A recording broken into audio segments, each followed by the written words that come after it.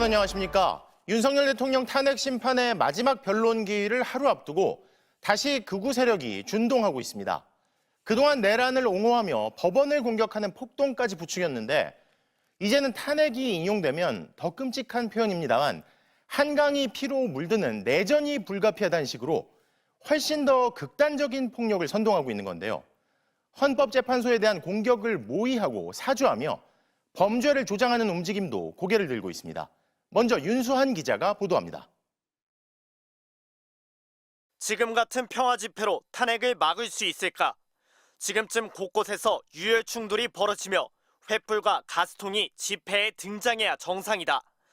지난해 보수단체 추천으로 선거방송심의위원회에 임명됐던 KBS PD 출신 한정석 씨가 지난 주말 연이틀 SNS에 올린 글입니다. 한 씨는 탄핵이 인용되면 한강이 피로 물드는 내전이 발생할 수밖에 없다는 분위기가 만들어져야 한다고 목소리를 높였습니다. 극우 세력의 탄핵 심판 불복 조짐이 고조되는 가운데 폭력 시위를 노골적으로 부추기는 겁니다. 한 씨는 내란 선동 등의 혐의로 오늘 경찰에 고발됐지만 탄핵 심판이 막바지로 치달으면서 극우 인사들의 극단적 발언은 경쟁적으로 쏟아지고 있습니다. 만약에 대통령 탄핵이 인용되면 헌법재판소는 가루가 되어 사라질 것입니다. 구독자 100만 명이 넘는 극우 유튜버도 단순히 말에 그치지 않을 거란 취지로 위협 수위를 끌어올렸습니다. 엉뚱하고 잘못된 결정이 내리면 그러면 국민이 뒤집어 엎는 수밖에 없죠. 그게 국민 저항권입니다. 허영 교수가 이대로 대통령 파면하면 헌법재판소가 가루가 될 것이다 라고 얘기했는데 그건 그냥 수사적으로 얘기하는 게 아니에요. 서울 서부지법 폭동 사태에 이어 또 다른 내란 선동의 불길은 대학가로도 옮겨 붙었습니다. 법원 침탈의 진원지로 의심돼 경찰 수사를 받고 있는 온라인 커뮤니티 게시판엔 오늘도 헌재를 싹 쓸어버리자는 등 제2의 폭동을 조장하는 글이 올라왔습니다. 윤석열 대통령의 지지자들이 모인 일부 대화방에선 헌재의 탄핵 선고에 맞춰 구체적인 폭력 행사를 모의하는 정황도 전해지고 있습니다. MBC 뉴스 윤수환입니다. 이렇게 헌법재판소는 물론 재판관 개개인 그리고 국가의 법치 자체에 대한 위협이 사회적으로 용인할 수 없는 지경에 이르자 경찰은 경비 경호를 강화하고 특히 탄핵 심판 선고 당일엔 서울의 경찰 전원을 투입하는 가포 비상을 추진하기로 했습니다. 폭동을 모의하는 정황이 담긴 온라인 커뮤니티 게시물에 대해서도 수사를 확대하고 있습니다. 재은효 기자입니다. 윤석열 대통령 지지자 10여 명이 손팻말을 들고 서울의 한 아파트 앞에서 고성을 지릅니다. 문영배는 적극 사퇴하라! 문영배 헌법재판소장 권한대행의 집이라며 일주일째 아침 저녁으로 몰려들어 원색적인 비난을 쏟아내고 있습니다. 해당 아파트에서 문 권한대행이 입주자로 등록돼 있지 않다고 했지만 아랑곳하지 않고 있습니다. 헌법재판소 앞에 설치된 경찰 바리케이드를 파손한 40대 남성이 붙잡히는 등 탄핵 심판이 막바지에 접어들면서 위협 수위는 도를 넘고 있습니다. 경찰은 이에 따라 출퇴근 전담 경호 중인 헌법재판관 전원에 대한 신변 보호 조치를 더 늘리고 헌법재판소에 대한 경비도 한층 강화하기로 했습니다.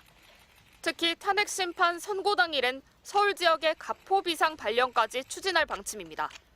박현수 서울경찰청장 직무대리는 대규모 인원이 모일 것으로 예상돼 마찰이나 충돌 가능성을 배제할 수 없다며 전대미문의 상황인 만큼 철저하게 대비할 것이라고 밝혔습니다.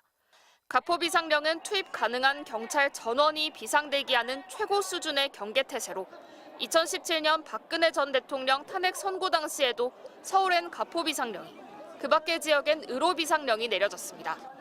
온라인 커뮤니티에서 난동을 모의하는 듯한 정황이 담긴 게시글 60건에 대해서도 수사를 이어가고 있습니다. 서부지법 폭동으로 133명을 수사해 79명을 구속한 경찰은 전광훈 목사의 내란 선동 혐의와 관련해서도 폭동에 연루된 10명을 조사했다고 밝혔습니다. 경찰은 다만 내란 선동 선전 혐의를 입증하려면 발언의 내용뿐 아니라 맥락과 배경을 종합적으로 살펴야 한다며 전 목사에 대한 직접 조사엔 시간이 좀 걸리고 있다고 설명했습니다. MBC 뉴스 재은유입니다. 이런 가운데 탄핵 반대 집회를 가족들의 이권 확보 계기로 삼았다고 비판받는 전광훈 목사가 부정선거 음모론에 후원해온 것으로 알려진 한국계 미국인 애니 첸 씨로부터 목돈을 받았다고 털어놨습니다. 심지어 전 목사 아들 부부가 신혼여행을 갔을 때도 애니 첸 씨가 경비를 챙겨줬다고 하는데요. 이용주 기자가 보도합니다. 미국 공화당 정치인들과 친트럼프 인사들이 한자리에 모이는 보수 진영 최대 규모의 연례 정치 행사인 CPEC. 어제 폐막한 올해 모임에는 CPEC 한국 지부도 거액을 내고 참가해 내란 사태를 적극 지지하며 부정선거 음모론을 퍼뜨렸습니다. President Yoon indeed has been called the Donald Trump of Asia, and he declared martial law in order to try to seize evidence. 지난 2019년 한국 지부를 설립한 한국계 미국인 애니 첸. 하와이에서 부동산 사업으로 성공한 재력가입니다. 그는 부정선거론을 설파하면서 국내 극우 성향 매체와 유튜버들을 후원해온 것으로 알려졌습니다.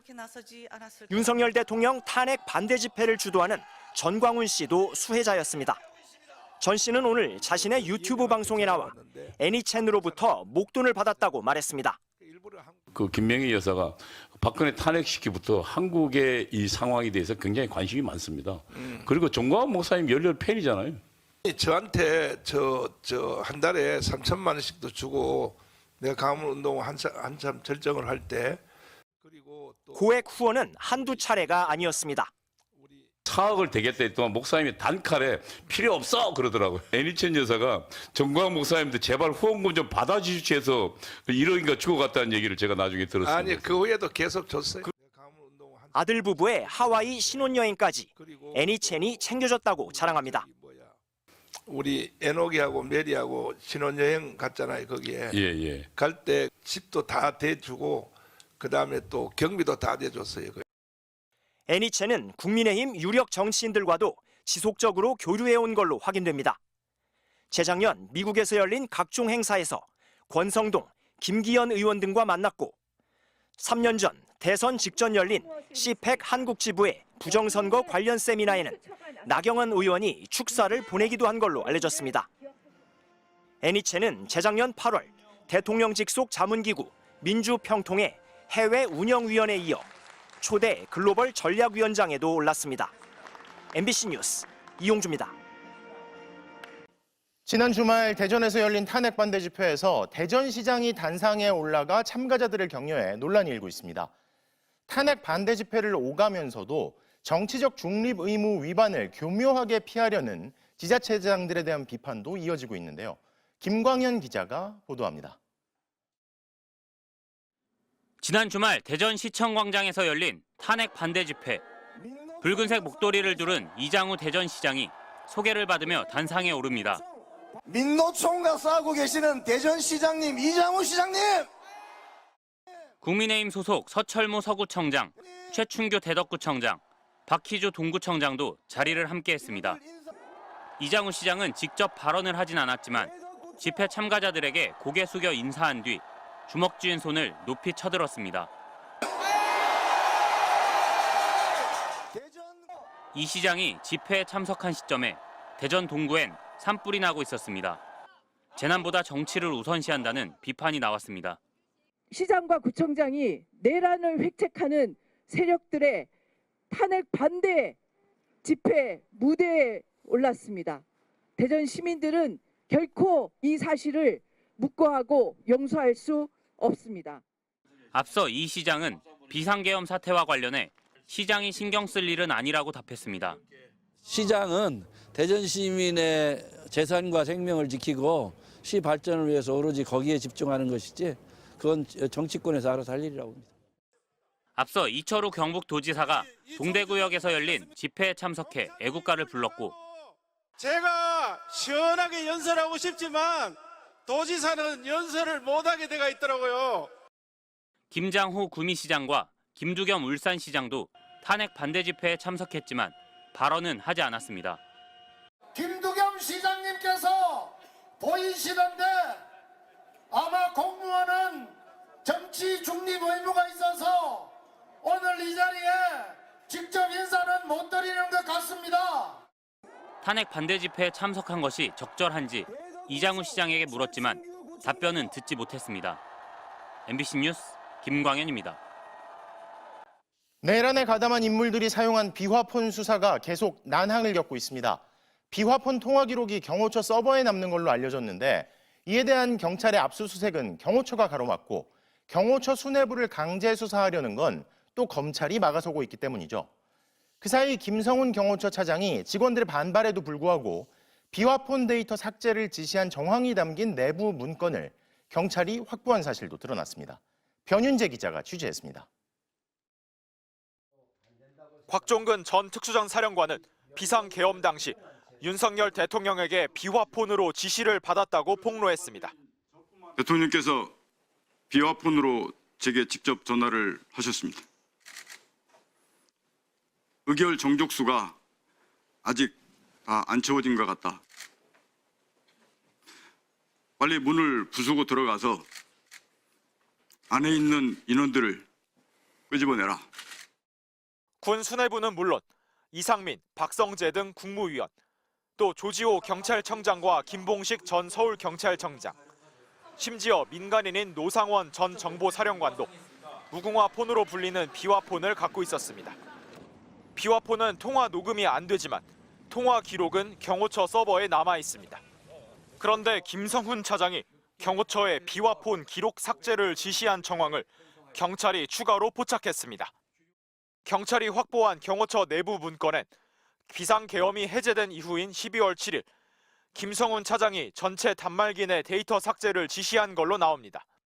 그러나 문건 작성자는 기록 삭제가 가능은 하지만 형법 155조 증거인멸 관련 문제의 소지가 있다고 적시했습니다. 김 차장의 지시가 위법하다는 걸 경호처 직원들이 알고 있었다는 뜻입니다. 경찰은 김 차장의 지시가 직권남용이라고 보고 경호처 문건을 첨부해 구속영장을 신청했지만 검찰은 받아들이지 않았습니다.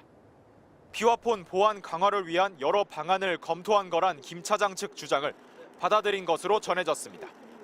그 사이 김 차장이 이끄는 경호처는 번번이 경찰의 압수수색을 막고 있고 자체 규정이란 이유로 비화폰 서버는 이틀마다 지워지고 있습니다. 이틀마다 자동 삭제되게 돼 있습니다. 자동 삭제되어 있는 걸 제가 지시할 이유도 없습니다. 윤석열 대통령에 대한 체포영장 저지부터 비화폰 기록 삭제까지 김 차장이 주도했음을 방증하는 문건이 잇따라 나왔지만 검찰은 신병 확보에 계속 소극적이었던 겁니다. 이에 대해 검찰 관계자는 경호처 관련자들 진술과 해당 문건 내용이 배치되는 부분이 있었고 혐의 소명에 부족함이 있다고 판단한 것이라며 문건 하나만으로 검찰이 구속영장을 기각한 것은 아니라고 밝혔습니다. 결국 경찰은 서부지검이 영장을 기각한 김성훈 차장, 이광우 경호본부장에 대해 오늘 서울고검에 구속영장 심의를 신청했습니다. MBC 뉴스 변은재입니다. JTBC는 여인형 전 방첩사령관의 휴대전화 메모 내용을 입수했습니다. 여기엔 별 3개 중장인 여전 사령관이 별 4개 대장들을 놓고 계엄의 역할을 할 수 있을지 평가한 정황이 담겨 있습니다. 암호처럼 적힌 메모를 풀어봤더니 특히 계엄사령관 박안수 전 육구참모총장은 신뢰할 수 없다며 계엄 모의의 핵심에서 배제해야 한다는 취지로 적기도 했습니다. 먼저 하혜빈 기자의 단독 보도입니다. 여인형 전 방첩사령관이 지난해 11월 5일 휴대전화로 쓴 메모입니다. 군 검찰이 포렌식해 복원한 문건을 JTBC가 입수했습니다. 마치 암호문처럼 작성된 내용을 여전 사령관의 검찰 진술을 토대로 재구성했습니다. 리더십 불충분 아래 조기 교체라는 문구가 나오는데 교체 대상자는 히읗, 이응, 지읒, 연입니다. 각각 합참의장, 육군참모총장, 지상작전사령관, 연합사 부사령관의 앞글자를 따서 쓴 겁니다. 가장 눈에 띄는 건 내란 사태 당시 계엄사령관을 맡았던 박안수 육군참모총장이 언급된 부분입니다. 신뢰할 수 없다, 아무것도 모른다, 감정만 앞선다고 적혀 있습니다. 괄호 안에는 지읒, 티읒, 시옷, 비읍, 즉 지작, 특수, 수방, 방첩사령관이라고 적었습니다. 아래엔 보안 위험, 인허로 들어오면 안 됨이라고 덧붙였습니다. 박 총장을 믿을 수 없다는 게 사령관들의 생각이고 때문에 계엄의 인허, 즉 핵심에 끼워주면 안 된다는 메모로 추정된다고 검찰은 보고 있습니다. 하지만 여 전 사령관은 이 메모 자체가 비상계엄에 반대하기 위해 작성한 거라고 주장했습니다. 박 총장 관련 부분도 계엄 사령관 시키는 걸 반대한다는 생각을 써놓은 거라면서 대통령이 비상대권 등의 이야기를 하면 육군 참모총장이 잘 알지 못하면서 동조를 할 수 있을 거라고 생각했다. 즉 박 총장이 계엄에 적극 가담할까 봐 반대했다는 취지로 진술했습니다. 하지만 검찰은 이 메모가 계엄 모의 과정을 뜻하는 걸로 보고 수사 중입니다. JTBC 하예빈입니다. 네, JTBC가 입수한 여인영 전 사령관의 메모 내용, 이 내용 취재한 정치부 유선희 기자와 좀 더 짚어보겠습니다. 유 기자, 이 메모를 좀 보면 가장 먼저 눈에 띄는 게 좀 암호처럼 적혀 있다라는 거였어요. 네, 검찰이 복원한 휴대전화 메모를 여인형 전 방첩사령관의 진술 내용과 맞춰서 정리를 했습니다. 네. 역시 가장 눈에 띄는 거는 신뢰할 수 없음이라는 말 앞에 있는 이응, 박안수 육군 참모총장 부분입니다. 뒤에 있는 지읒, 티읒, 시읒, 비읍은 이제 지상작전사령관, 특수, 수방, 방첩사령관을 의미하는 거거든요. 네. 앞서 전해드린 대로 계엄사령관을 맡았던 박 총장은 신뢰할 수 없다라는 이유로 계엄 모의 과정에서는 일단 배제가 됐던 것으로 보입니다. 네, 저희가 많이 봤었지만 이 박안수 총장은 계엄 사령관 신분이었는데도 이 계엄 관련한 질문을 받으면 증언 때마다 난 모른다 이런 얘기를 반복했었잖아요. 네, 무슨 계엄사령관이 저렇게 말을 하냐, 일부러 모르는 척하는 거 아니냐 이런 얘기도 많이 있었습니다. 네. 이 메모를 보면 아무것도 모르는 사람이다, 감정만 앞서는 사람이다. 라고 이제 여인영 방첩사령관을 필두로 한 그 사령관들의 평가가 이렇게 나왔다는 거거든요. 네. 이런 평가 때문에 일단은 계엄 모의 과정에서는 배제가 됐던 것으로 보입니다. 그렇다면 이 자체로 비상계엄이 얼마나 사적으로 이루어진 것이냐. 계엄 사령관을 사실상 꼭두각시로 앉혀놓고 마음 맞는 사람들끼리 모의한 것 아니냐. 이런 정황이 메모를 통해서 드러나고 있는 겁니다. 네, 그러니까 직책만 계엄 사령관이었을 뿐 이 논의 자체에서는 굉장히 배제됐을 수 있다라는 정황이라는 거죠. 네. 이 여 전 사령관은 이 메모가 내가 이걸 계엄에 반대하기 위해서 적은 거다라고 주장하고 있어요, 지금. 네, 근데 이제 앞뒤가 안 맞는 것으로 보인다라고 검찰이 굉장히 이렇게 매섭게 질문을 한 부분을 확인을 했습니다. 네. 검찰은 특히 메모 전체를 봤을 때 반대, 부정 이런 언급은 전혀 없고 오히려 계엄의 성공을 위해서 조언을 했던 것 아니냐 이렇게 물어봤는데요. 네. 여 전 사령관은 이 부분을 들고 나왔습니다. 내가 오판하지 않도록 직원들였다고 쓰지 않았느냐. 그러니까 계엄을 할 만한 상황이 아니니까 하지 말자라고 이제 반대했다는 그런 증거가 된다라고 얘기를 하는데 네. 검찰은 그것만 볼 수 없다. 그 앞을 보자. 호기를 잡도록이라고도 써놓지 않았느냐. 이게 결국에는 좋은 시기를 잡아서 계엄을 하자는 뜻이지 어떻게 계엄을 하지 말자는 반대라는 의미냐. 이렇게 양쪽이 공방이 되게 치열하게 오간 부분도 확인이 됐습니다. 네, 아마 보시는 분들도 판단을 하실 것 같습니다. 네. 저희가 여 전 사령관이 이 메모를 적은 날에 누구와 통화했는지도 확인을 했죠. 네, 이 메모가 작성된 게 비상계엄 약 한 달 전입니다. 11월 5일에 두 차례에 걸쳐서 작성이 됐습니다.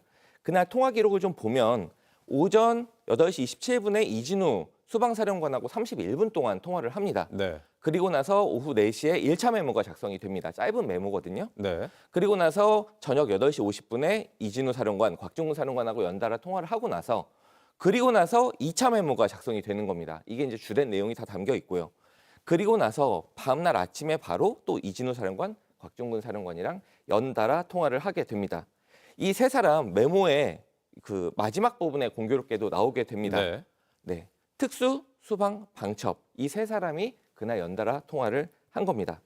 검찰이 이날 어떤 통화를 했느냐 이렇게 물어봤는데 여 전 사령관은 기억나지 않는다 이렇게 답변을 했습니다. 네, 메모대로라면 그럼 이 계엄 모의에 깊숙이 개입한 사람들도 이 세 사람인 거고 다른 군 지휘관들은 좀 일부러 배제하려 한 게 아니냐라는 의심이 들어요. 네, 정황상은 그렇습니다. 어떤 부분을 보겠습니다. 자, 강호의 사례를 참고하자. 고통스러운 과정. 바로 밑에는 보안 위험, 인허로 들어오면 안 된다라는 내용입니다. 여 전 사령관이 이 부분에 대해서 어떻게 진술을 했냐면 강호라는 건 강호필 지작사령관을 의미를 하는데 지난 여름쯤에 전화가 와서 김용현 당시 경호처장에게 계엄에 관련된 얘기를 들었다. 그래서 나는 반대를 했고 전역을 지원하겠다라는 얘기를 들었다라고 진술을 했습니다. 네. 지작사령관은 여인영 사령관보다도 계급이 높은 대장, 포스타입니다. 이런 사람이 전역하겠다 이렇게 얘기를 했다라는 거는 이게 지나가는 말로 계엄을 그냥 가볍게 얘기한 건 아니라는 거를 알 수가 있는 부분이거든요. 결국 계엄에 반대한 강 사령관 아니면 또 믿을 수 없다라고 평가했던 박 총장 이런 사람들은 빼고 마음 맞는 사람들끼리 소수만 비밀리에 또 하고 싶은 대로 계엄을 준비한 것 아니냐라는 정황이 이 메모를 통해서 짙어지고 있습니다. 네, 알겠습니다. 유선희 기자와는 여기까지 듣겠습니다. 명태균 씨가 여권 주요 인사들에 대한 폭로를 이어가고 있습니다. 오늘은 홍준표 대구시장과 최소 4차례 이상 만났고 윤 대통령과의 만남도 주선했다고 주장했습니다. 홍 시장 측은 일일이 대응하지 않겠다는 입장을 밝혔습니다. 박현주 기자입니다. 명태균 씨 측 남상권 변호사는 2022년 1월 19일 명 씨의 주선으로 윤석열 대통령과 홍준표 대구시장이 만났다고 주장했습니다. 당시 윤 대통령은 대선 후보였습니다. 명태균 씨는 윤석열 후보로 하여금 홍준표 지지를 이끌어내기 위하여 만남을 주선합니다. 명 씨까지 세 사람은 서울 강남에서 만났고 이 자리에서 홍 시장이 특정 인물의 전략 공천을 요구했다고 말했습니다. 윤석열 후보에게 종로구 국회의원의 최재형 전 감사원장, 그다음에 대구 중남구 국회의원의 이진훈 전 대구 수성구청장을 전략 공천해 줄 것을 명 씨 측은 이 만남을 포함해 명 씨와 홍 시장이 최소 4번 만났다고 주장했습니다. 오늘 민주당도 2021년 10월 28일에 있었다는 명 씨와 지인 간의 통화 녹음을 공개했습니다. 무소속이던 홍 시장이 명 씨에게 복당 문제와 관련해 김종인 전 비대위원장을 만나게 해달라고 말했다는 내용이 담겼습니다. 내보고 복당시키달라고 김종인 만나게 홍 대표가 하루에 5번씩 전화 왔어요, 내한테. 홍 시장은 명 씨와의 관계에 대해 선을 긋고 있습니다. 지난 20일엔 페이스북을 통해 명태균과 한 번이라도 만난 일이 있어야 여론조작 협잡을 하든지 말든지 할 것 아닌가라며 정권 교체 후 딱 한 번 전화 받아준 건 간단한 안보 전화에 불과했다고 말했습니다. 명 씨 측의 오늘 추가 주장에 대해 홍 시장 측 정장수 대구시 경제부시장은 일일이 대응하지 않겠다며 사실관계가 확인되면 사법적 조치를 할 것이라고 말했습니다. JTBC 박현주입니다. 김건희 여사에게 지급됐다는 그리고 대통령을 비롯한 이들이 내란 당시 사용했다는 비화폰 통신 내역이 사라져가고 있다는 우려가 나옵니다. 눈치가 보이든 안 보이든 거리낌이 있든 없든 검찰이 할 건 해야 하지 않겠습니까? 월요일 뉴스데스크 마칩니다. 시청해주신 여러분 고맙습니다.